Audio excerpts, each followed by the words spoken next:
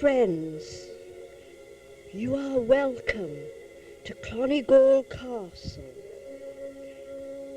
I am Olivia Robertson, and I offer to be your guide on a magical journey to the matrix of our Earth.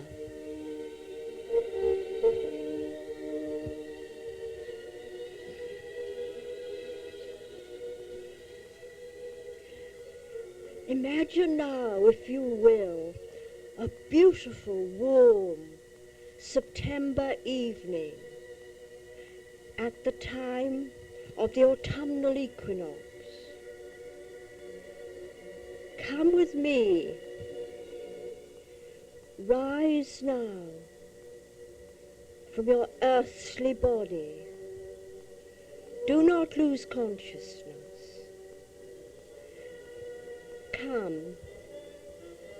Come from your time and space to mine.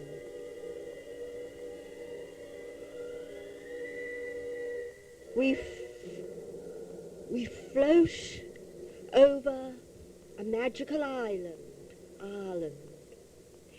and we look down and we see a light in the southeast, and we descend. And we see two rivers joining, and on the bank of the tributary, the Grove of Oak River, the Derry, there is a matriarchal centre, ancient, of the Tuatha De Danann, who descended into the hollow hills there to reign, those who came from the skies of 4 magical cities. We look upon trees, and as we descend, we see a square grey castle with battlements. A holy procession is emerging from the castellated portico, descending into a terrace.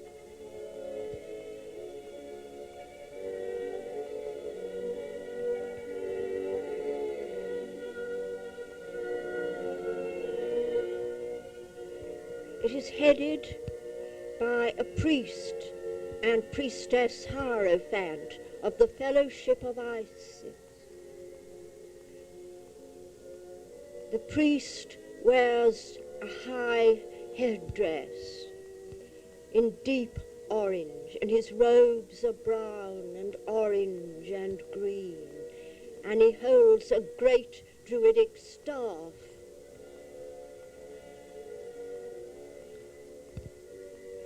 The archpriestess Hierophant wears a great copper crown of ancient Ireland and flowing robes, likewise in colours of earth, saffron, brown, orange, green, and she bears a magical wand entwined with ivy. Now we see fellow priests and priestesses of the Fellowship of Isis following. They also descend the steps. The priests again wear the headdresses of the priesthood of ancient era and flowing colours of earth. The priestesses copper crowns, and all bear staff and wand. They are followed by a company in many-coloured robes, all appertaining to our planet Earth.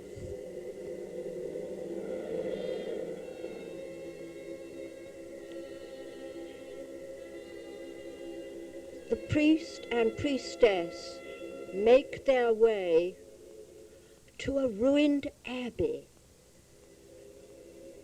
open to the skies. This is the abbey temple of the goddess Dana, mother of the gods and goddesses of Era, she who is queen of the whole earth. For all goddesses are one goddess of all faiths. The procession now makes its way to the entrance of the old abbey.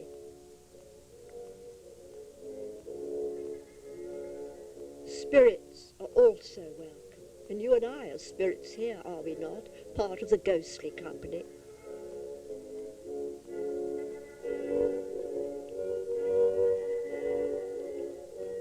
The procession winds its way through beautiful flowering bushes, rich with autumn colouring.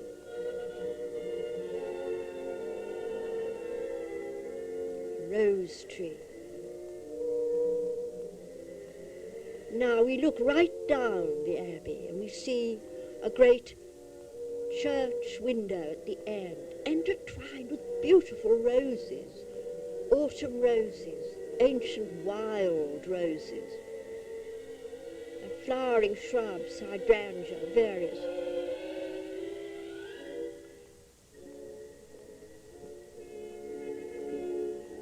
There is a dolmen at the end, and upon it is seated an entranced priestess.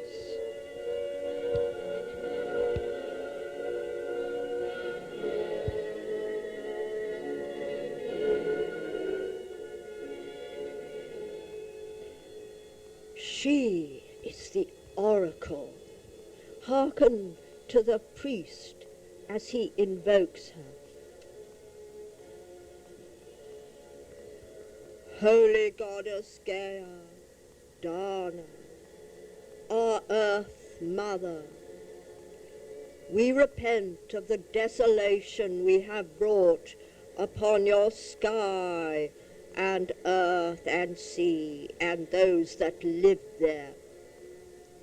We fear your hidden fires, which we call hell, and dread to lay our bodies in your black earth, eyes closed in death. We know more of the stars than we do of our own planet. Help us to penetrate through your veil of matter, so that we may learn of your plan of perfection for you and for ourselves. Hear the oracle of the Earth Mother, keeper of the inner fires of earth. You see as children, you say, these infernal fires could burn my body, and this earth can suffocate my life-giving breath. But this earth you desecrate, these material bodies you go to such lengths to protect, are but figments of collective imagination. You shoot a multitude of birds, yet not one of these birds die. They are only shadows that lie bleeding. The real birds fly on.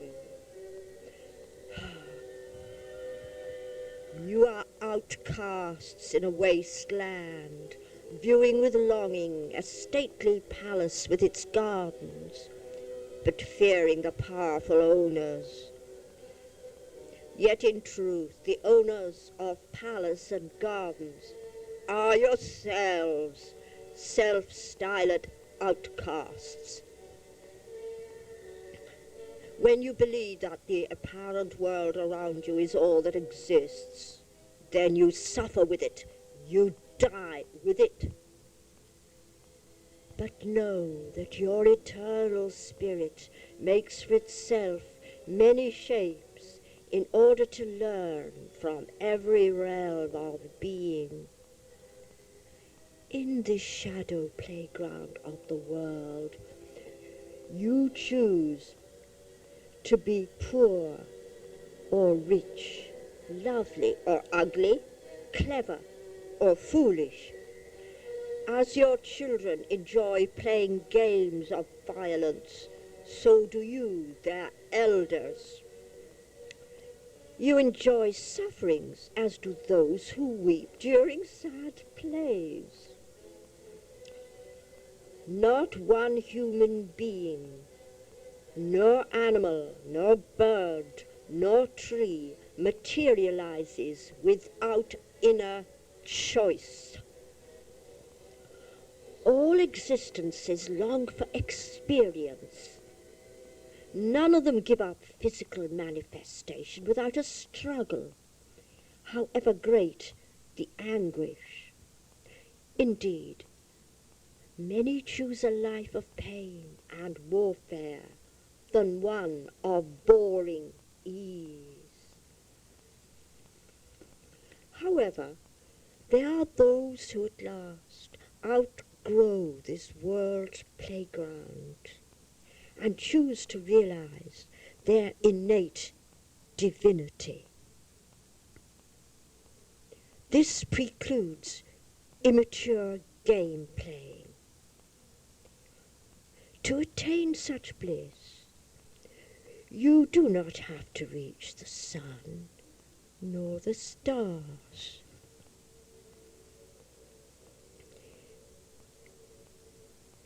Each realm of being is humbly beneath your feet, within my heart, protected only by some score miles of crust and by 2 streams of volcanic magma, is a sun whose light and heat is as great as the surface of the celestial sun.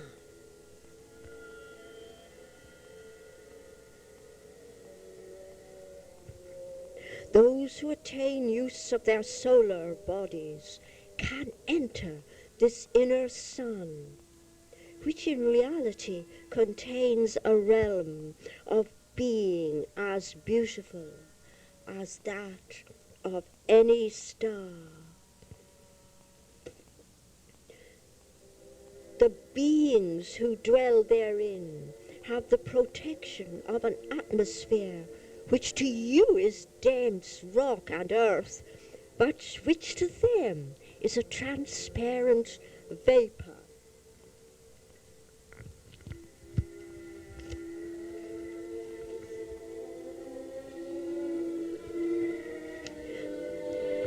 Fiery red magma is merely to them rosy and golden swirling clouds, through which they perceive sun and moon, planets and stars. So is it with yourselves, concealed beneath the shell of your material bodies, shines the glory of goddesses and gods. Come to me, long have I waited to give you your inheritance.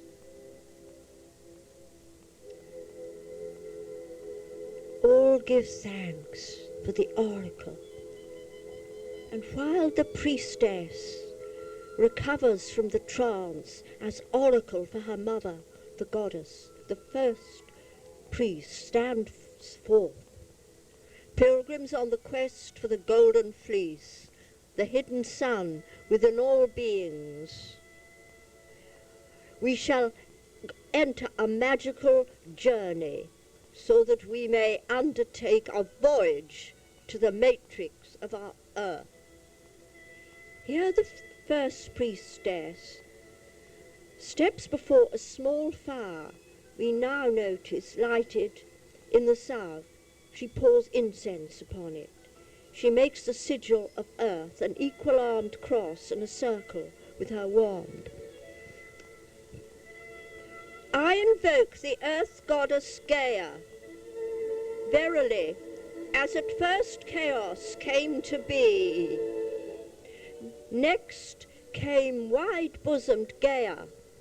She is the ever-sure foundation of all the deathless deities who hold the peaks of snowy Olympus and dim Tartarus in the depths of the wide-pathed earth, and Eros, fairest among the deathless gods.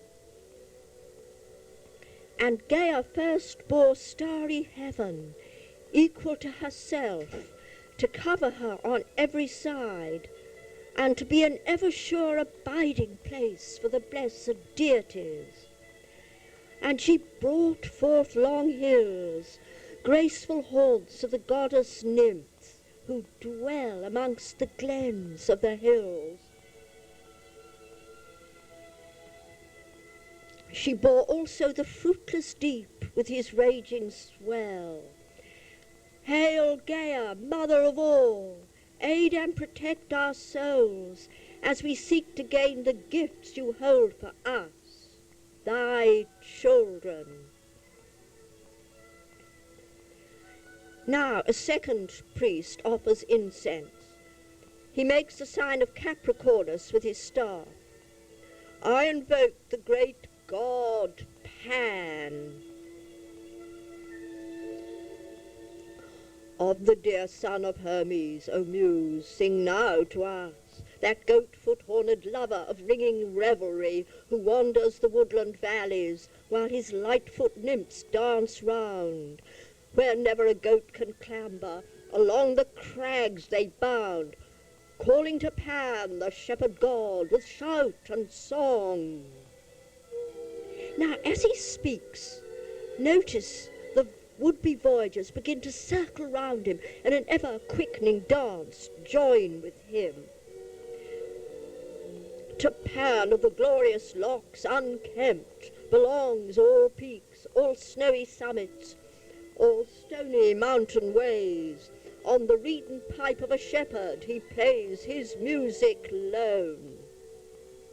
No nightingale can utter a strain of lovelier tone. Then round him the lilting voices of the nymphs of the mountain ring, as by the dark black water, bubbling from a spring, their light-foot feet trip, and the echoes high from the hilltop call. But the god with his twinkling steps to their dance leads them all. Zeus and all the immortals delight in the pipe-playing boy. So Pan was the name they gave him, since he filled all heaven with joy.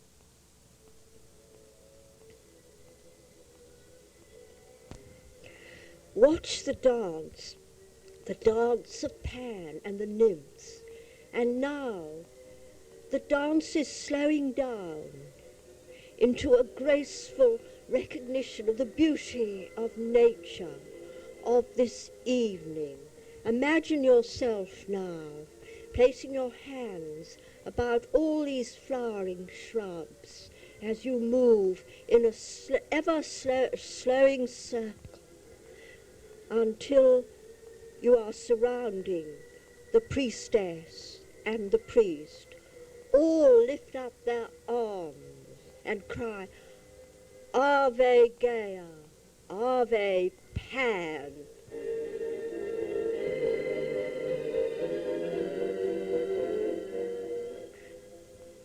The first priest speaks.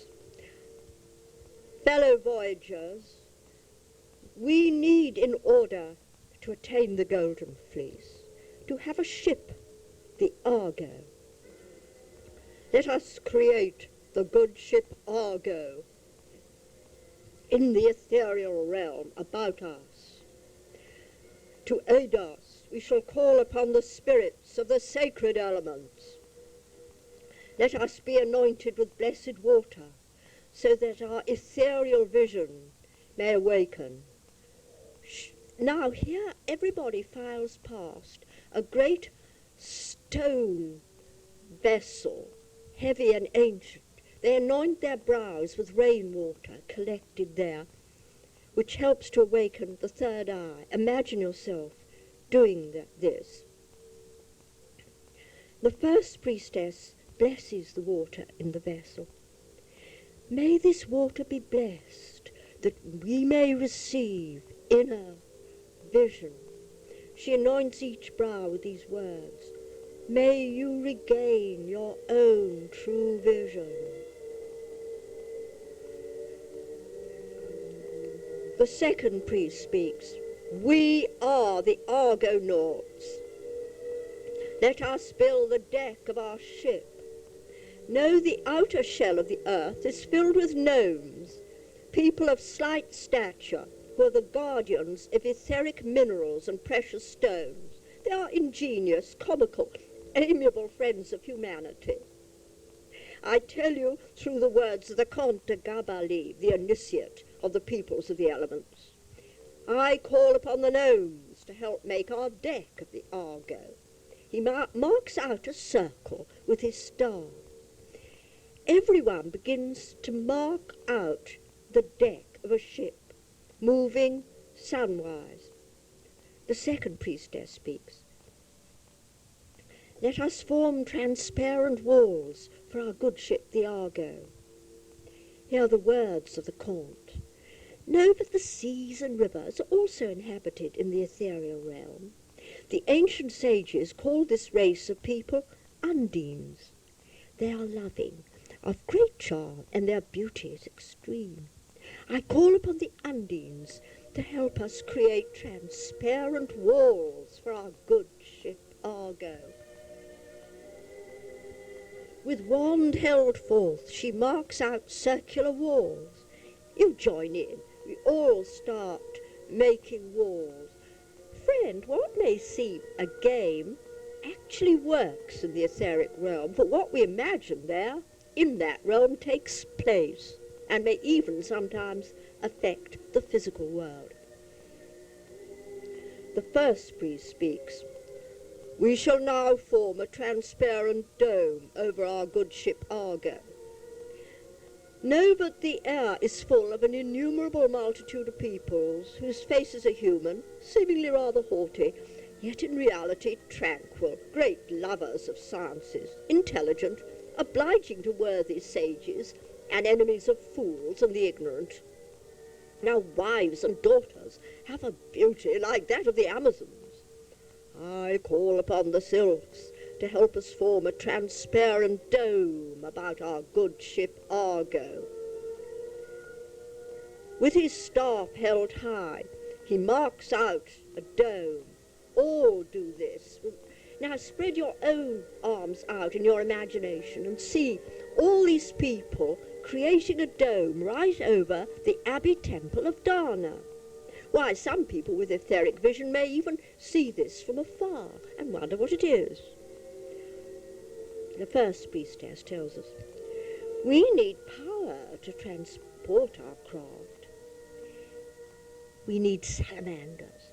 As for salamanders, flaming dwellers of the hidden region of fire, they do not seek the company of humanity. They are beautiful, more beautiful than the other elemental beings, since they are of a purer element, and even more temperamental. There is no life without them. I call upon the salamanders to give us energy to transport our good ship Argo with a pillar of light. Here, the priestess and all mark out a pillar in the center of the ship. Now let us create a pillar of fire that does not burn, but gives energy in the very center of our ship, the Argo, where the smouldering embers of our little earthly fire still shine. The second priest says, we need a doorway that we may discover what lies within the earth. He marks out a square doorway with his staff. First priestess, before we set out to signify the purity of our goal in this trance voyage, let us intone the holy name of Gaia. Now they all chant the word Gaia. You do so in your mind. Gaia.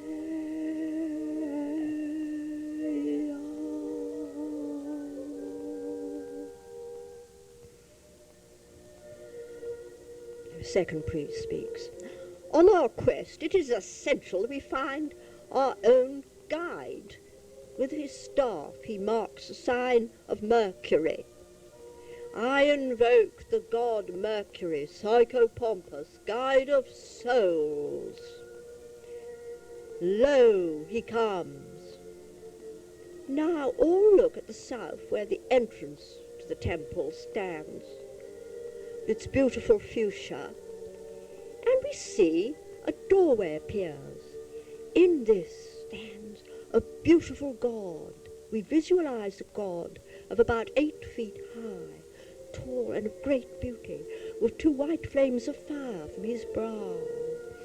He wears saffron-coloured and holds aloft the caduceus, his snake-entwined rod crowned with a winged disc.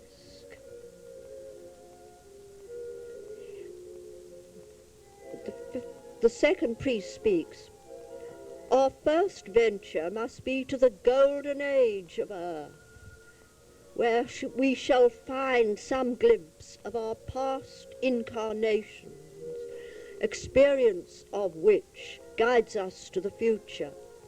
Let us be seated in our ship. Now everybody sits in a circle. Let you and I join. The first voyager speaks. Hear the words of the bard of Erin, of those who seek lost loves through past incarnations.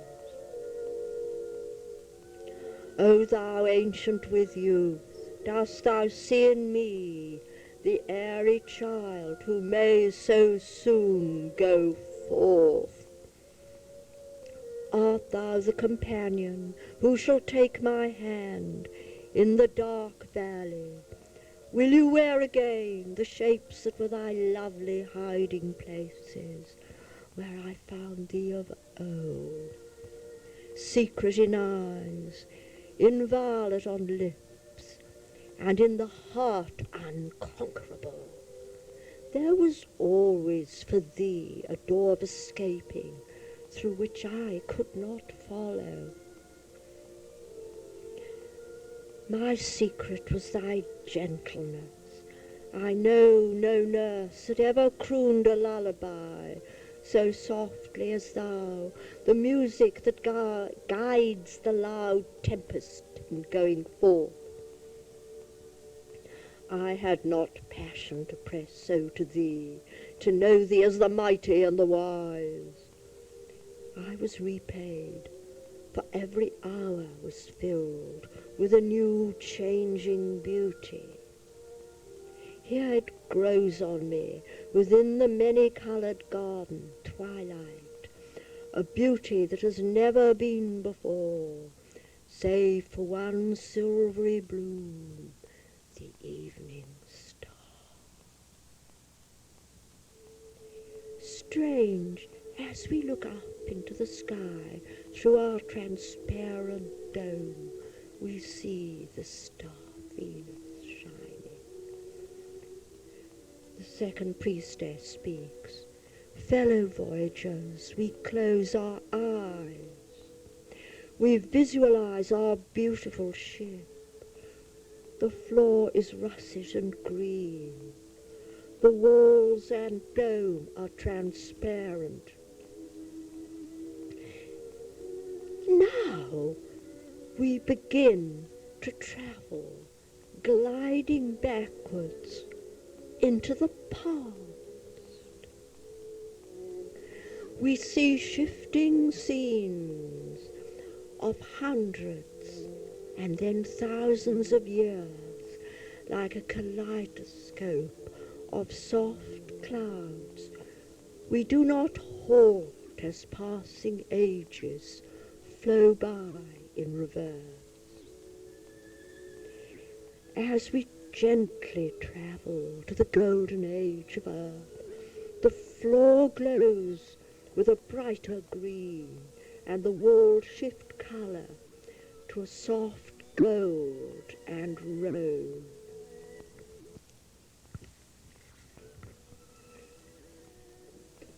How beautiful! The ship has stopped. The door opens, and Mercury beckons us forth to enter once more the golden age of earth.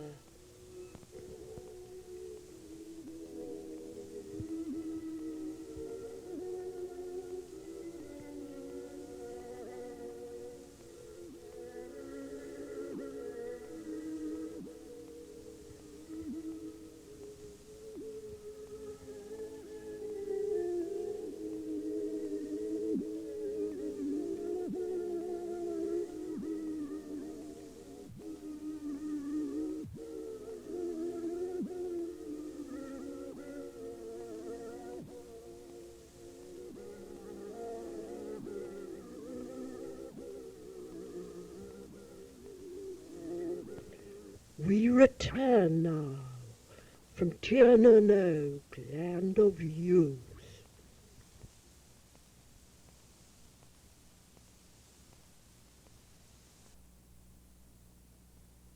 Tiernan Oak, bringing with you memories of your lost youth, the lost youth of the earth. But now you are summoned back by Mercury to the good ship Argo, and already you feel a difference in atmosphere. The first priest looks solemn. Fellow voyagers, pilgrims for the golden fleece, we have the courage to leave the golden age and sink beneath our earth, and there enter the haven of the rejected, the feared, the most hidden. Who is not afraid of the dark womb of the mother, as before birth we struggle for life, to reach the light? Are we not afraid of black witches, black cats, black bats? Only there, in that place, the abyss, may we find the hidden treasures of the earth, hidden by Pluto and by Gaia. Now the third pilgrim speaks. Hear the words of the bard of error. They are but the slaves of light who have never known the gloom, and between the dark and bright willed in freedom their own doom. The fourth pilgrim speaks. Hearken to this description from ancient Attica of the fallen Titans who dwell within the earth. Whether in earth or on the resistless sea is he who lieth in dread Tartarus. Typhon with his 100 heads, who was nurtured of old in the famed Sicilian cave. The pillar that soareth to heaven is above him, even snow-clad Etna, who nurseth her keen frost.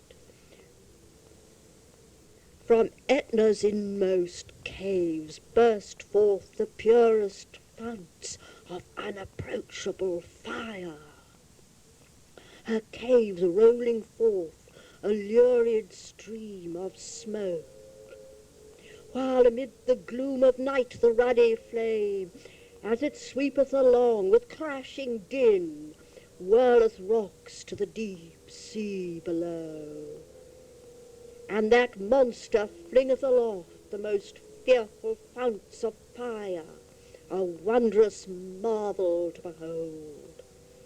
Now our ship is beginning to sink, the first priest tells us, The walls of our ship, as it sinks below the earth, become as black as night. The dome gives forth the enshrouding darkness. But behold, the floor begins to glow with ruddy flames. Mercury, god of the mind, own brother to Eris, the rainbow messenger, is with us as we pass in our Argo into the many-coloured land, which is protected by encircling dragons of magma with their thunderous roar. The priestess tells us the first dragon glides by in one direction and the second on the reverse path. They gleam gloriously with crimson and orange and gold. In our ethereal bodies we feel no heat, only vitality. Now we have reached the inner realm which they guard.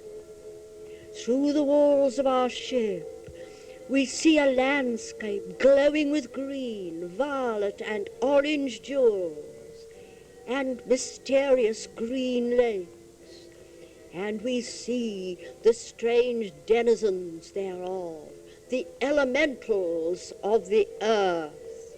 We know we are blessed by the elementals as we have invoked their generous aid. Purple-shadowed caves promised hidden treasure. Let us leave the Argo to find our own hidden selves and that which we rejected. We will explore this realm in our astral bodies. We seek to find the good and choose the good and reject dross. Only by facing ourselves can we tolerate others.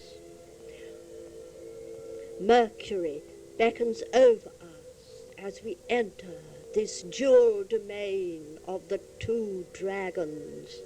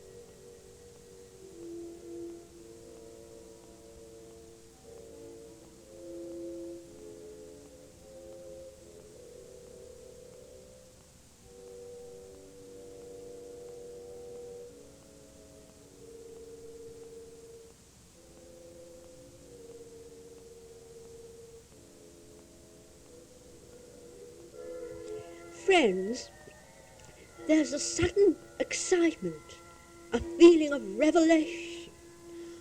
Behold, we know the answer to the transmutation of our hidden passions, where hatred turns to love, jealousy to good ambition, envy to the enjoyment of treasure and sharing it. The only cure to transmute our passions through alchemy to good is by adoring the goddess thereof. For those who reject her, she possesses utterly, but those who adore her, she grants the gift of love, compassion, joy, abundance, true treasures. Behold, we visualize the goddess Venus, a mighty figure through the earth, Gaia as goddess of love, glowing with innumerable jewels.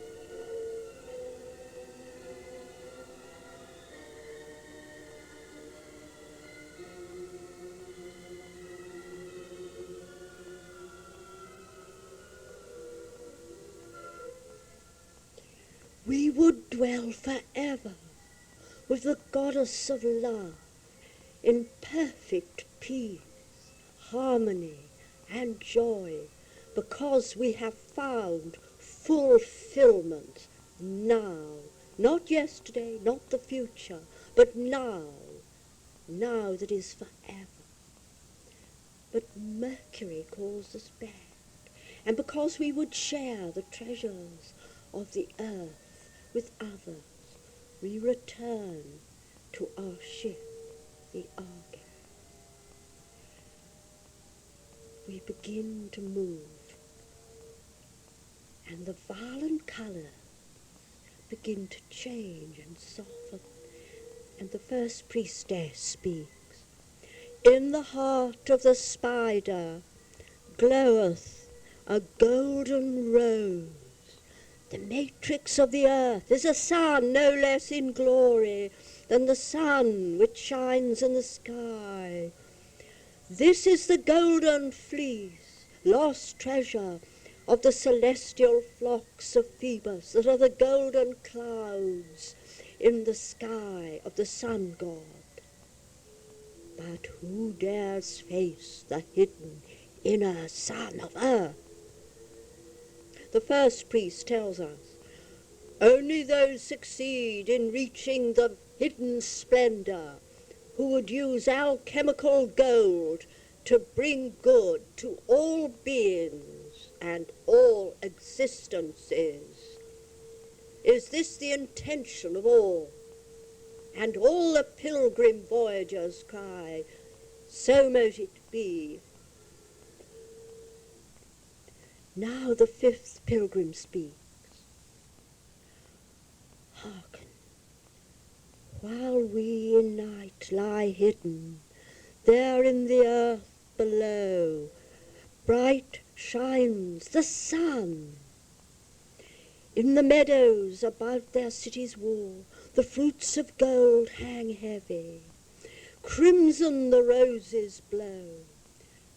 From fragrance-breathing boughs the shadows fall. With music spirits make merry. Perfect peace wreathes all their days with flowers, while perfumes fill that lovely land, where without cease from the deity's far-flaming altars the mingled incense rises. But opposite, the livid streams of night belch blackness infinite. Oh, wonder! The realm of roaring dragons, illumined by fire jewels, is now giving place to divine light. Through the walls of the Argo we see a land of peaceful beauty. Here in the matrix of the earth, Gaia offers us a vision of the goodness she has kept for us until our coming of age. Let us leave our ship in our spiritual bodies. Mercury opens the door. We follow him into a landscape of the heavenly beauty which we recognize in our spiritual selves as our lost paradise. Here is the tree of life. We gaze upon it with awe, for it is mightier than anything we have ever imagined. Its roots extend to the South Pole. Its center is here in the heart of the earth, and its branches reach up to the North Pole, and it is encircled by the stars itself as constellations, and the fruit of the earth are no less than the sacred centers within the body of our Holy Mother. heart and brow and mind, all are here, shining. This is no fruit to be picked, my friend, but we may receive radiations.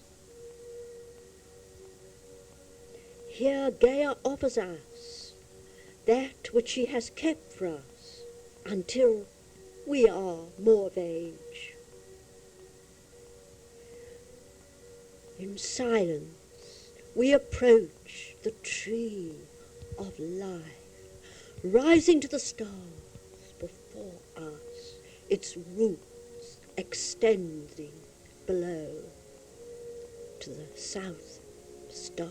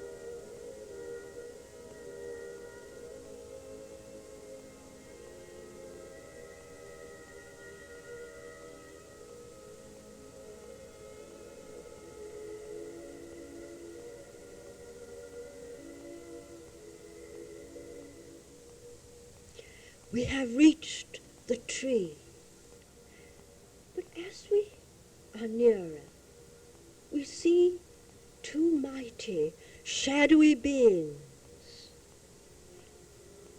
one man and one woman. They are shadowy as mists, mighty, and we know this is that which is to be, man and woman together. They are crested with fire and stars and shine with the glory of the deity. And we see the serpent of the tree, which is golden and silver light, like unto the caduceus of Mercury, which he now holds aloft. We hold our hands towards the tree. Now, friend, you and I do the same, and we feel a tingling in the palms of our hands. And now the fires of the earth, which we have experienced with Venus, begin to rise up our spine. Glorified and sacred. Our sacral center, base of spine, plexus, and our hearts are warm, our wing center at the back, our throats, our heads, our third eye. We also are crowned with stars.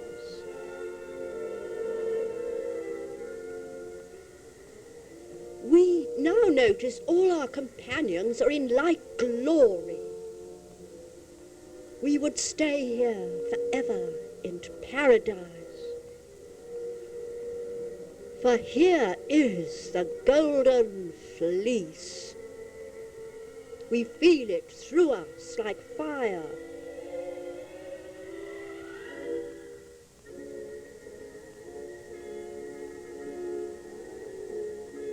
But the priestess reminds us of our intention, which is to bring the fleece and the gifts of earth to all beings, and all existences. So sadly we turn away from the tree. Then we lift up our arms, as do the mighty beings beneath the tree, the new humanity, and we send forth radiations of good to all beings and existences upon the earth and within it. We bless the earth in the name of Gaia.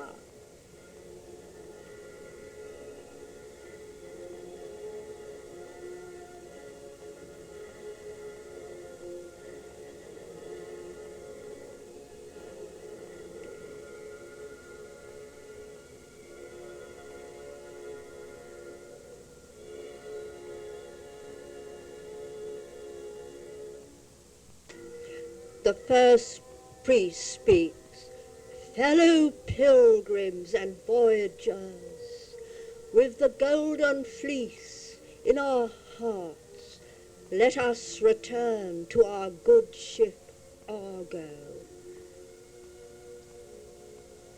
We return to our ship, rendering thanks to the goddess, mother of us all. We enter the ship.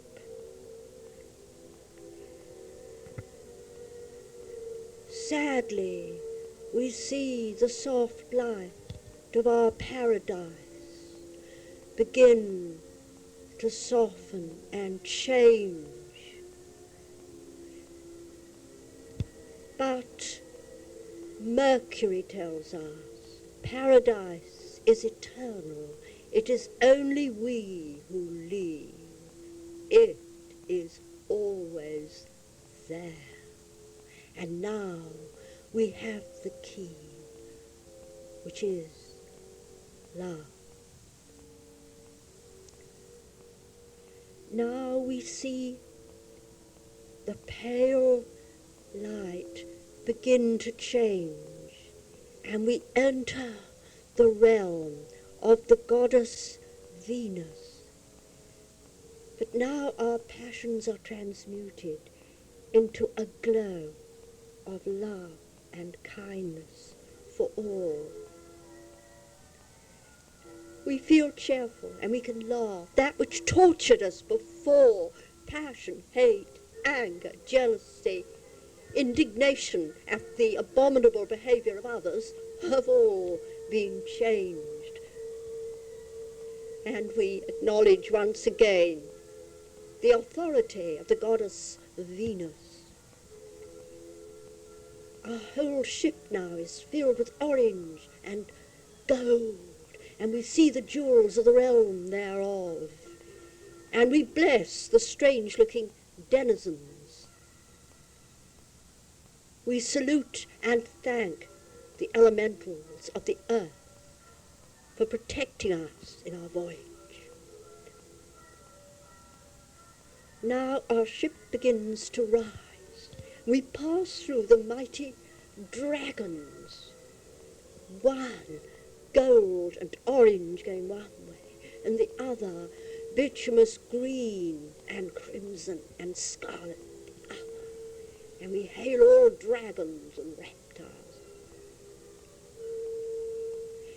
We have now reached the surface of the earth. But this is strange. We're not back in our own time and place. We are still in the golden age. And we look back now and acknowledge our former friends if we can remember them. And all our companions of ancient mystic orders, families. Our ship accelerates and we pass through thousands of years like a kaleidoscope of sound and colour. Now we're beginning to slow a little, and we pass hundreds of years.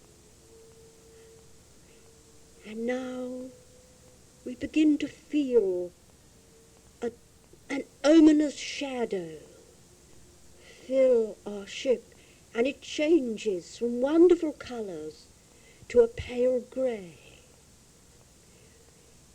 We have entered the atmosphere and time of our ravaged earth.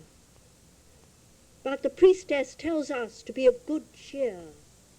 We have brought with us the golden fleece, and none can take it from us, because it is within our bodies, never to be stolen, nor ever is. With us are the jewels of earth, in brow and heart, and in all our bodies.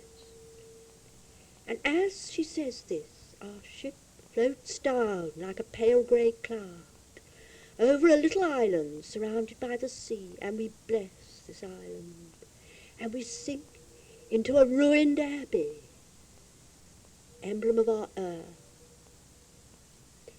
and our ship settles upon the ground thereof.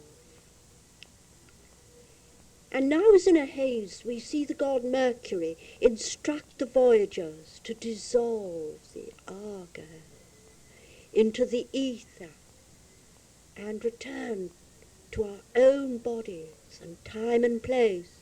And we watch a mystical dance and chanting as the column of fire dwindles into the embers of a little fire on the earth. The dome fades into the sky, which has now the star of Venus upon it. And the walls give place to darkening flowering shrubs, and the deck itself becomes humble earth with stones thereon, and a dolmen.